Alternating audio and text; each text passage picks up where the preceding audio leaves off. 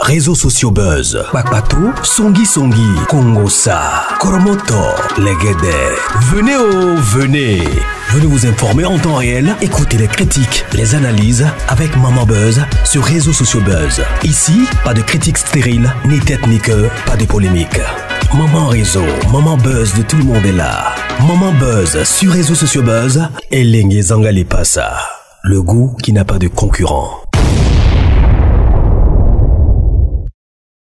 Après la version du pasteur de Lille, le père spirituel de Maman Alexandra, donc le prophète Ferdinand Ekane, son mensonge a été exposé. Pourquoi je dis ça? Parce que on l'a exigé une esquisse publique à son église et au corps du Christ. Je vais faire un petit récapitulatif sur ce qu'il avait dit et je vais maintenant vous poster cette vidéo ici. Et cette dame, elle a dit beaucoup de choses. Elle a dit que Maman Alexandra, c'est à peu près la même chose que moi j'avais dit. Parce qu'Alexandra n'est pas une petite fille. On lui a proposé les deals et elle a fait. Beaucoup de gens viennent dans les commentaires pour commenter, oui, mais c'est fille un mensonge. Prends coup pas, un pasteur, un prophète ne peut jamais faire un prague sur son mari, la santé de sa femme, sa belle famille. Lui, il a gardé sa dignité puis il a exposé celle de sa belle famille. Non. C'est intolérable. Ça, ce sont des païens qui font ça. C'est pas un pasteur. Tu veux regarder quoi? Si les gens ont la foi. Toi, ta foi, ça dépend des gens. Si les gens ont l'amour. Toi, l'amour envers dépend des gens. On sait que même depuis l'époque des pharaons, il y a des gens qui s'aiment, il y a des gens qui ne s'aiment pas. Vous voyez? Je vais lire la version du pasteur de Lille, le père spirituel d'Herman Alexandra, donne à croire que le prophète Ekane nous a menti sur sa dernière sortie. Vous voyez, le pasteur Makandou dit que son petit frère de 10 ans, le prophète Ekane, est insérieux. Et que quand il parle d'argent, lui, il a offert une chaussure chère à Ekane, qu'il a l'argent soc et qu'il était arrivé au Cameroun avec 200 000 euros. 200 000 euros, c'est un petit montant.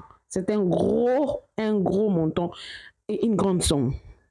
Car ce mariage a été refusé par la belle-mère et même que Alexandra a caché ce mariage à la fin. Ce qui nous amène à comprendre que la première version du prophète Ekane était presque vraie.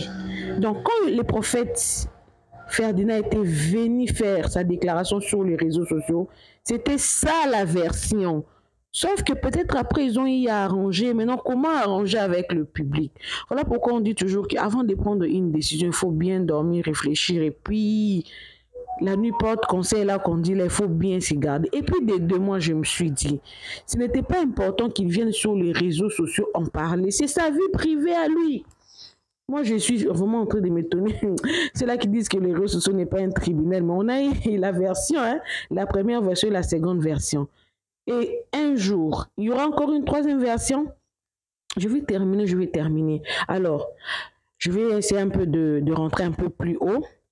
Le prophète Ekane est insérieux et que quand il parle d'argent, il lui a offert une chaussure chère à Ekane, qu'il a l'argent soc et qu'il était arrivé au Cameroun avec 200 000 euros. Car ce mariage a été refusé par la belle-mère et même que Alexandra a caché ses mariages à la fin. Ce qui nous amène à comprendre que la première version du prophète Ferdinand Ekane était presque vraie. C'est-à-dire que la fille était vierge et que sa famille était contre. Elle était malade, oui, et sa guérison vient du père spirituel. Donc, la dernière vidéo du prophète est fake. Mais si elle est fake, comment la belle-mère dit dans ça que « Oh, je t'aime mon beau-fils ». En tout cas, l'église d'aujourd'hui est le lieu par excellence où siège le diable.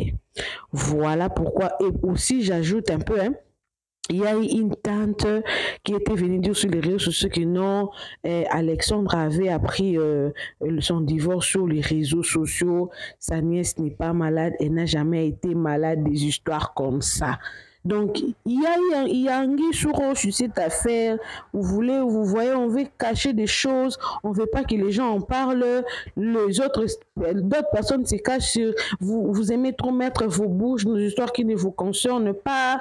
Alors qu'il y a eu un prophète qui est venu lui-même, personne ne lui a forcé, personne ne lui a dit quoi faire sur les réseaux sociaux pour mentir sur sa propre vie, sa femme, sa belle famille, et il revient sur ses propos, et vous voulez que les gens ne disent rien.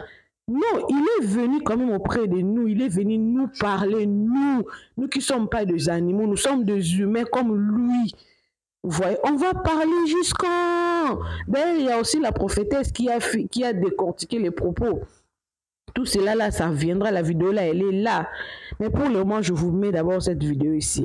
Donc, le prophète Ferdinand, on l'exige des excuses publiques pour son mensonge. Un prophète ne peut pas mentir comme ça. Faire l'orgueil pour dire que non, votre Dieu là ne vous a pas dit que j'ai menti. Un prophète est digne de venir dire que j'ai menti. Non, c'est une honte. On doit avoir honte, nous chrétiens, on ment publiquement comme ça et on se cache derrière des... Votre Dieu ne vous a pas dit qu'on était en lune de miel. Non, c'est de l'orgueil. Rien, ma bise n'arrêtera pas de parler. C'est de l'orgueil. Alors, il doit des excuses. Il doit dire que non, excusez-moi, je fais un prank. Il doit commencer par ça. Oui, parce que personne ne lui avait demandé de venir sur les réseaux sociaux et nous parler de sa vie privée ici. Et nous, on fera le Congo ça avec ça. Alors, suivez cette vidéo. En tout cas, je trouve que c'est logique. Je suis d'accord avec cette femme. Suivez et donnez-moi vos avis dans les commentaires. Suivez. Rebondissement dans l'affaire prophète Ekane Ferdinand versus prophète évangéliste JP Makanzou. Mais on ne va pas rentrer dans les détails. L'intitulé de cette vidéo, je pense, sera prophète Ekane, vous devez présenter vos excuses au corps de Christ. Peu importe les raisons pour lesquelles vous vous êtes dit à un moment donné que vous deviez faire ce que vous avez fait, cette blague, ce prank, peu importe, d'accord? Peu importe les raisons, qui d'ailleurs, oui, a servi d'une certaine manière parce que ça nous a permis de réellement voir les visages de X ou Y, d'accord? Mais ça a aussi déterré certaines malices dans le fonctionnement des églises, y compris la vôtre. Moi, je n'ai vraiment absolument rien contre vous.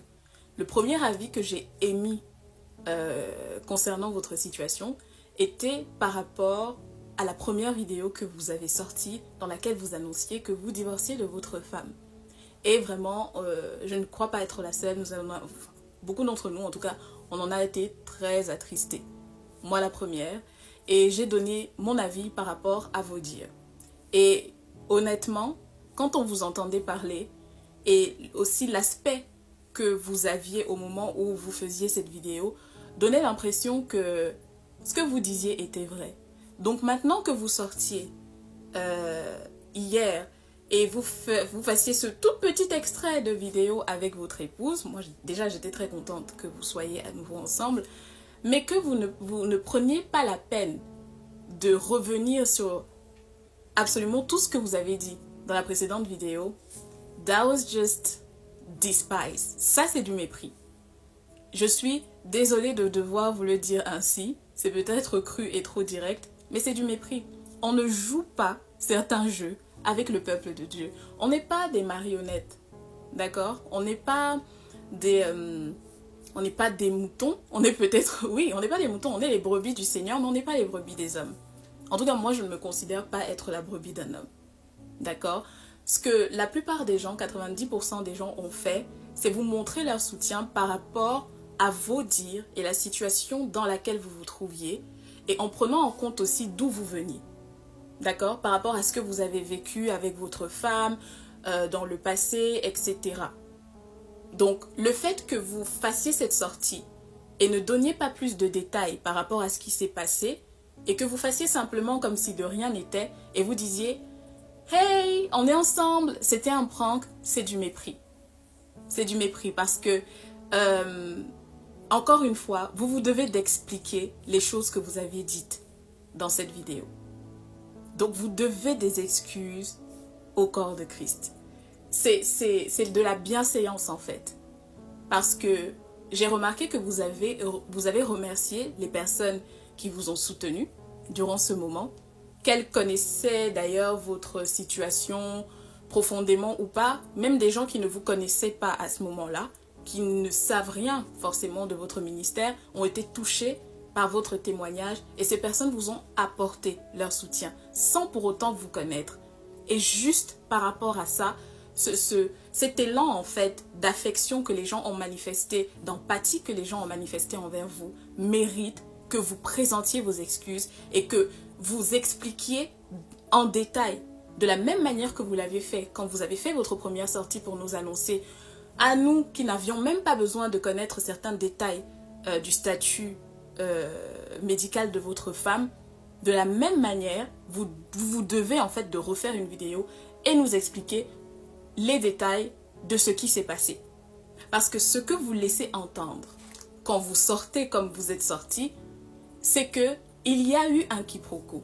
Il s'est passé quelque chose entre vous. Et vous avez réussi à trouver un terrain d'entente et finalement, vous vous êtes remis ensemble. Et personnellement, j'en suis contente. Parce que je vous trouve très beaux, tous les deux, ensemble. C'est-à-dire que je ne veux même pas essayer d'aller donc creuser plus loin que ça. D'accord? Vous êtes ensemble, c'est un choix que vous avez fait. Cette femme-là, vous l'avez choisie. Cette femme-là vous a choisi. Vous avez décidé de procéder au mariage, malgré que je pense que vous n'auriez pas dû procéder à la réalisation de ce mariage-là à cause de tout ce qui était autour. Mais c'est votre choix. Vous en assumerez les conséquences. Pour autant, vous devez présenter vos excuses. Le corps de Christ attend avec impatience, et je fais partie du corps de Christ, que vous fassiez une vidéo, soit vous, soit votre épouse, qui d'ailleurs en a des choses à dire. Ah oui, elle en a des choses à clarifier. Ou alors, comme vous nous avez sorti ce matin, la maman d'Alexandra, qui devra nous dire que vous aviez donc menti et que tout ceci était un setup et que vous vous étiez entendus tous les trois pour que vous puissiez sortir la toute première vidéo dans laquelle vous annonciez votre divorce et que vous dénigriez, critiquiez, ce n'était même pas des critiques, c'était vraiment dénigrer des personnes par rapport à ce qu'elles ont fait, y compris donc la maman avec laquelle apparemment vous vous entendez parfaitement. Et si la maman est d'accord pour le mariage et que vous entendez parfaitement, laissez-nous entendre cela clairement. C'est tout. Tout ce qu'on veut, c'est se réjouir dans la vérité et l'honnêteté. Donc, on attend des excuses. C'est le minimum que vous puissiez faire, en fait, pour rattraper tout le tohu-bohu que vous avez vous-même créé. Voilà. Donc, dernière chose à ce sujet, je l'espère, c'est de dire que les églises aujourd'hui doivent avoir des chargés de relations publiques. Oui. De la même manière que vous créez des pôles, des départements de ceci, créez-en un qui va assister aux différentes réunions qui demandent en fait à ce que les différents hommes de Dieu, voilà, des églises dans lesquelles vous servez, quand ils veulent s'exprimer, que vous soyez là, que vous preniez des cours même, vous suiviez des formations par rapport à ça et que vous puissiez émettre un avis professionnel. Et un avis aussi dirigé par le Saint-Esprit, puisque vous serez certes en exercice dans cette fonction-là, mais vous êtes aussi des chrétiens. Et c'est un plus en fait. Ça va vraiment nous permettre d'éviter tout ce brouhaha. Là actuellement, la meilleure manière de clore toute cette distraction qui n'en vaut pas la peine, c'est que toutes les personnes qui ont été mentionnées dans le prank, d'accord? Parce qu'on va partir du principe que c'était un prank, hein? C'est ce que vous nous avez dit, que c'était un prank. Que les personnes que vous avez mentionnées, qu'elles puissent s'exprimer. Votre épouse doit s'exprimer par rapport à ce que vous avez dit. La maman de votre épouse doit s'exprimer par rapport à ce que vous avez dit. Les tantes qui sont peut-être là, qui sont pas, voilà, si elles sont disponibles, elles peuvent aussi s'exprimer par rapport à ça et on clôt le sujet. Vous vous êtes remis avec votre femme, on passe à autre chose, on avance dans la paix. On avance dans la paix en fait. Pas besoin de se déchirer, de s'auto-dénigrer. Toi tu es faux, toi tu n'es pas faux. Toi... Non, surtout que là, On n'est vraiment pas en train de parler de faux prophètes. Encore, s'il s'agissait de faux prophètes, c'est un sujet qui me tient particulièrement à cœur. J'aurais pointé du doigt directement, mais ce n'est pas le cas. En tout cas, encore une fois, je le réitère, c'est ma conviction à moi. Vous êtes tous les deux de vrais serviteurs de Dieu, mais il vous faut changer ces traits de vos personnalités. C'est important, ça ne vous met même pas en valeur. Ça entache en fait l'œuvre que vous faites. Vraiment. Et c'est dommage. Donc voilà. Votre épouse devrait s'exprimer. Ce qui a été dit à son sujet, ce qu'elle peut faire, c'est simplement sortir, faire une sortie officielle sous le nom du ministère Emma et donner la vérité qu'elle nous doit. Et pourquoi elle nous doit? Parce qu'aujourd'hui, vous savez, on en arrive à dire que vous nous devez des choses parce que vous vous êtes vous-même permis de sortir sur les réseaux sociaux pour nous partager des informations, en tout cas un maximum d'informations dont on n'avait pas besoin. Le statut médical par exemple de votre femme, on n'en avait pas besoin. Que ce soit bénin ou pas, on n'a pas besoin de savoir qu'elle est malade en fait. Ça ne nous regarde pas. Ça relève de votre intimité à vous et on se doit de respecter ça. Maintenant, le monde entier, en tout cas jusque où vous êtes suivis dans le monde, est au courant de ça. Quelle est la raison pour laquelle on avait besoin de savoir ça? Moi, j'ai carrément entendu quelqu'un sur un live qui a dit que ça faisait sens, malheureusement, que on dirait que quand Prophète Ekane, vous avez fait votre sortie, vous avez révélé en fait au monde le statut médical de votre femme, comme pour essayer de vous dédouaner dans le futur si jamais ça dégénérait en quelque chose de plus grave. J'émets des réserves de me prononcer en fait par rapport à ça. Parce que j'ai vraiment pas envie de rentrer dans trop de détails, x, y, et ça ne m'intéresse vraiment pas en fait. Moi, j'aimerais simplement qu'on mette un terme à ça parce que ça ne contribue en rien à l'avancement de chacune des œuvres que vous faites, que ce soit le prophète évangéliste J.P. Makanzu ou vous-même. Voilà. Peu importe, si même il s'y trouve une mascarade dans tout ce qui s'est passé, le temps le révélera. Ça c'est sûr et certain. Et malheureusement, encore une fois, ce serait dommage que vous soyez tous les deux exposés comme vous l'êtes en ce moment. Voilà. C'est pas nécessaire en fait. On n'a vraiment pas besoin d'en arriver là. Donc, on attend impatiemment une vidéo officielle dans laquelle les choses seront dites de manière claire, limpide. Les choses seront dites de sorte qu'on n'ait pas de questions à se poser. En tout cas, pas de questions inutiles à se poser. Et passer à autre chose, simplement. Maman Alexandra doit s'exprimer. La maman d'Alexandra que nous avons entendue ce matin, qui apparemment était très joyeuse et s'exprimait gaillardement, vous a répondu à vous, son beau-fils, très heureuse, devrait s'exprimer 2 mots, 1 mot. That's it, on passe à autre chose. Mais c'est important que vous le fassiez. Voilà ma contribution. J'ai vu qu'il y a des gens qui disent que Alexandra, c'est encore une jeune fille, elle ne s'y connaît pas trop par rapport à ses mimics du ministère, comment ça se passe et tout, donc faut pas trop lui en vouloir et tout, etc. Et il faut que vous sachiez une chose, dès le moment où Alexandra a accepté de se marier à cette personnalité publique, dans le corps de Christ et même dans le monde séculier, en général au Cameroun, il est reconnu comme une autorité. Elle a accepté de jouer un rôle de conseillère de choix auprès de cet homme qui porte le statut de prophète. En fait, j'ai toujours en tête Esther et Assuérus. Assuérus, bien qu'il était le roi et qu'il avait sûrement bien plus de connaissances que Esther au sujet de nombreuses choses, Esther avait l'esprit de Dieu.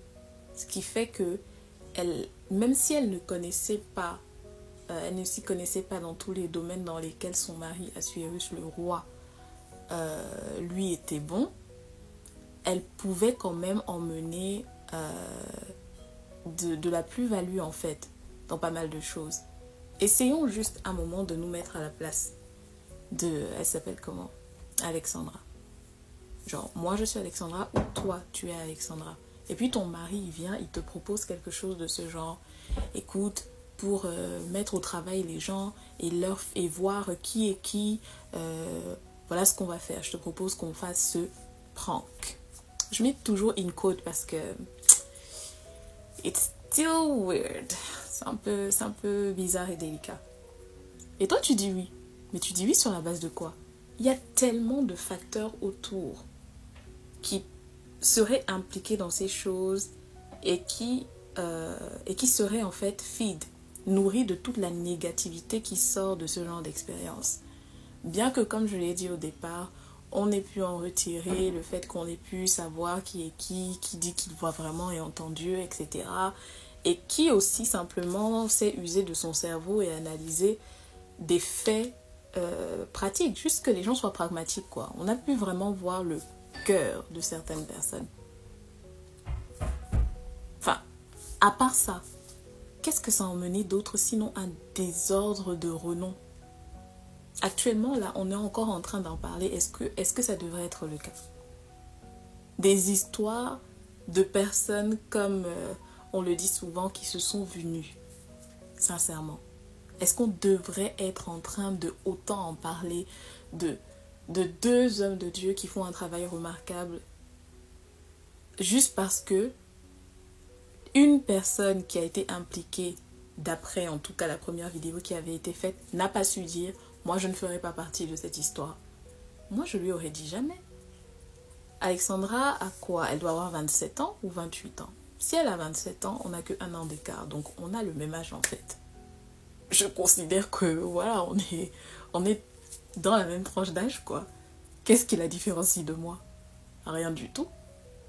Absolument rien. Et je connais des filles, des femmes de 25 ans, 24 ans, qui n'auraient jamais accepté ça. Donc, non, elle n'est pas petite. Non, elle n'est pas immature à ce point-là. Non. Non. Il y a le bon sens, en fait. Il y a le bon sens. Elle n'a peut-être pas été assistante d'un pasteur et donc a pu voir comment ça se passe vraiment au quotidien, etc. Mais elle a été à l'église. Le bon sens veut que par la méditation même que tu fais de la parole, tu te rendes compte qu'il ne faille pas heurter les gens pour rien aussi longtemps et autant que tu le peux. Il faut que tu maintiennes la paix. Tu peux ne pas être d'accord avec ton père spirituel à un moment donné sur certaines façons de faire et certaines choses qui ont été dites, mais pourquoi envenimer les choses?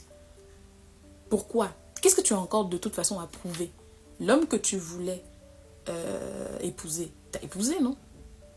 Tu es à la place que tu voulais avoir. Donc, est-ce que tu as encore besoin de faire quoi que ce soit d'autre pour prouver à cet homme-là que tu es vraiment avec lui? Alexandra a bien tout quitté.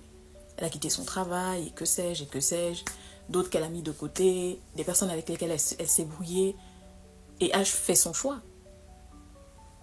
Elle a besoin de prouver encore quoi? Non, faut user de bon sens en fait. Elle n'avait pas accepté que les choses se passent comme ça. En tout cas, si jamais son mari voulait se lancer dans ce prank, il avait qu'à s'y lancer tout seul. Moi, à sa place, j'aurais simplement dit jamais. C'est sans moi. Non. Pour qu'après on fasse comment? Voilà maintenant que le prank, c'est donc terminé. Je dois venir expliquer que tout ça était faux. Et que, oui, c'est vrai que j'ai ce truc bénin là et tout, mais c'est rien. Ma mère, en fait, tout va bien. Why? Ça sert même à quoi? Ça fait naître qui de nouveau? Personne. Donc, pourquoi? Ça servait à rien du tout. À rien. Tout le scénario est bizarre, son dessus, dessous. Oh là. Faut user d'intelligence. Et quand tu vois que c'est risqué quelque part, tu ne mets pas ton pied. Point barre. Il y a des choses, je pense qu'on doit juste les fuir, comme on nous demande de fuir l'impudicité. Ne mets pas ton pied là-bas. Tu vois le mal arriver, je pense que c'est dans le proverbe. Retire-toi. Retiens-toi, reste où tu es, du bon côté, au large. Laisse les personnes qui veulent aller se perdre et qui ont de l'énergie pour se bagarrer à ce point-là, d'y aller en fait. Tu n'es pas obligé de te mêler à eux, même quand il s'agit de ton mari. Ton mari n'est pas Dieu. Ton mari aussi fait des erreurs. C'est un homme. That's why actually you are together. Vous êtes deux. Comme ça, vous pouvez vous aiguiser. Voilà.